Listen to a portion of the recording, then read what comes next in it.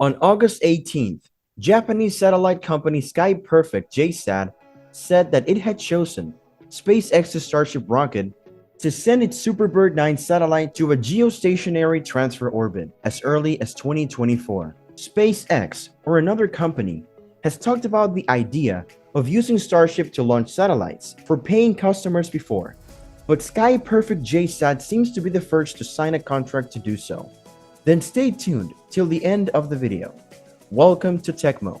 In today's video, we will be sharing with you the latest news regarding SpaceX's next-gen Starship rocket's first satellite launch contract. Sky Perfect JSAT, a Japanese satellite operator, made the announcement on the 18th of August that it had chosen SpaceX's Starship rocket to launch its Bluebird 9 satellite to a geostationary transfer orbit as early as 2024. Sky Perfect JSAT appears to have become the first customer to sign a firm contract to launch their satellites using SpaceX's Starship. This is not the first time that SpaceX or any other company has brought up the possibility of using Starship to launch satellites for paying customers, but it does appear to be the first customer to actually sign a contract. An executive from the startup company AST Space Mobile, which specializes in mobile-friendly internet constellations, informed Space News in March of 2022 that the company had secured 2 launch contracts from SpaceX for its first operational Bluebird satellites, but that it had only firmly selected Falcon 9 for one of those contracts. This executive mentioned that it was possible for the Falcon 9 or the Starship to launch the second satellite. In a piece published on the 18th of August, Space News provided clarification that the Starship is an official option for AST Space Mobile's second Bluebird launch contract, which the company is obligated to complete before the year 2024 comes to a close. Gwen Shotwell, President and Chief Operating Officer of SpaceX, made a casual remark in May of 2019 about the possibility that Starship could be used to launch Turkey's second communication satellite that was built domestically. Despite this, no official agreement has been reached regarding Shotwell's remark. In 2021, SpaceX submitted a bid for the launch of NASA's Tiny Tropics weather satellite constellation using Starship at a price that ranged between $9 million and $20 million. The constellation weighed a total of just 56 kilograms. SpaceX already has plans to use Starship to launch much larger Starlink Gen 2 satellites, and the company has a contract with NASA that should culminate in at least 2 Starship moon landings that will require dozens of launches to Earth orbit. SpaceX also has plans to use Starship to launch much smaller Starlink Gen 1 satellites in the future. According to an official payload user's guide that is scheduled to be released in the year 2020, SpaceX anticipates that Starship will have the capability to launch up to 21 tons into geostationary transfer orbit without the need for refueling. Because the rocket's design has undergone significant revisions since then, increasing its maximum performance to low Earth orbit from about 100 tons to 150 tons, the Starship's theoretical performance to geosynchronous transfer orbit may also have been enhanced. Although JSAT has not disclosed the anticipated mass of its new satellite, other planned satellites that will use the Airbus One Z bus, upon which Bluebird 9 will be built, are anticipated to weigh approximately 3 tons, which is equivalent to approximately 6,600 pounds. Although the Starship does not yet have any space flights under its belt, SpaceX is working to change that as soon as possible. The organization is getting ready for the first orbital test mission of the Starship vehicle, which could take off from SpaceX's facility in South Texas within the next few months and has such enormous potential.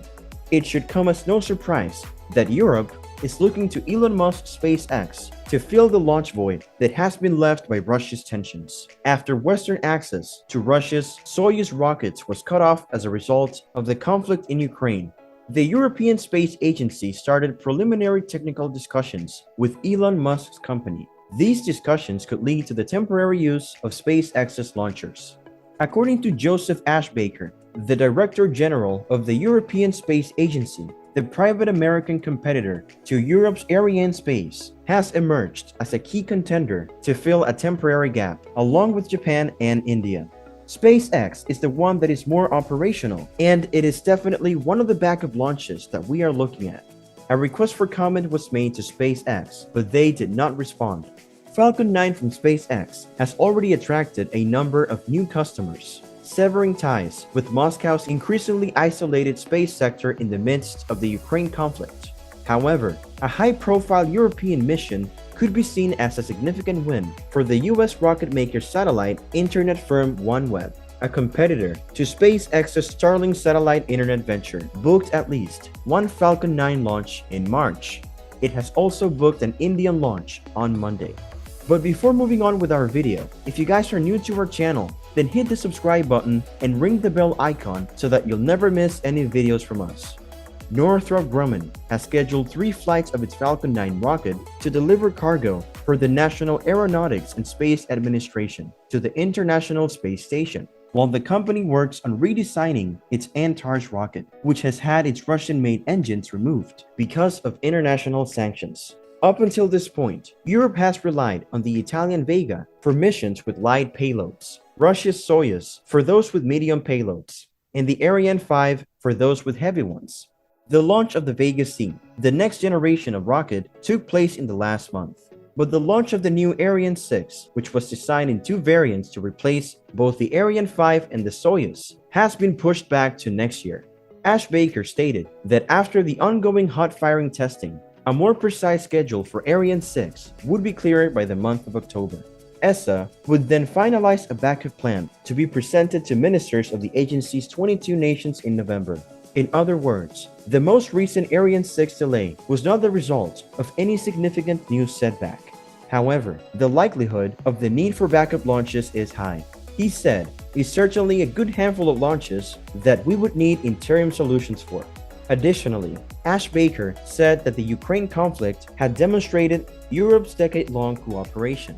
Nevertheless, just a few weeks after the head of the Russian Space Agency announced that there are plans to quit the partnership with the West on the ISS by the year 2024, Roscosmos presented a physical model of its new space station. According to the models, Moscow is making rapid progress in putting together plans to conduct solo experiments in zero gravity. Ros at Army 2022, a military-industrial exhibition held outside of Moscow. Cosmos displayed a model of the proposed space station, which was given the code name Ros. The Russian space agency Roscosmos said in a statement that the new space station will be launched in 2 phases, with the first phase consisting of a 4-module space station that would begin operations, as well as science experimentation. This will be followed by another 2 modules and a service platform. And when it is finished, it will have the capacity to house up to 4 cosmonauts, as well as various pieces of scientific equipment. The fact that Russians have been living and working on the ISS for more than 2 decades gives them a significant advantage when it comes to the construction of their own orbital outpost, which is demonstrated by the space station plans. According to Russian state media, the launch of the first stage is reportedly to take place in 2025 or 2026, and it will take place no later than 2030. According to what they have reported, the launch of the second and final stage is scheduled for between the years 2030 and 2035. According to Cosmos, Ros, the new station, will provide Russian cosmonauts with a significantly expanded view of the Earth for monitoring purposes, as compared to the view that they have in their current segments. According to reports, the Russian space station, in contrast to the ISS, will not have a permanent human presence and will only be staffed twice a year for extended periods of time. Moscow's plans to build its own space station have been in the works for some time, but the war in Ukraine and the Western sanctions that followed pushed them to the forefront of the city's agenda. When it comes to the exploration of space, Moscow is currently working to lessen its reliance on Western nations by either forging ahead on its own or working together with other nations, such as China and Iran. So that's all for today's video. If you like this video, give it a thumbs up, and if you want to watch more videos like this one, hit the subscribe button and turn on notifications so that you will always be notified.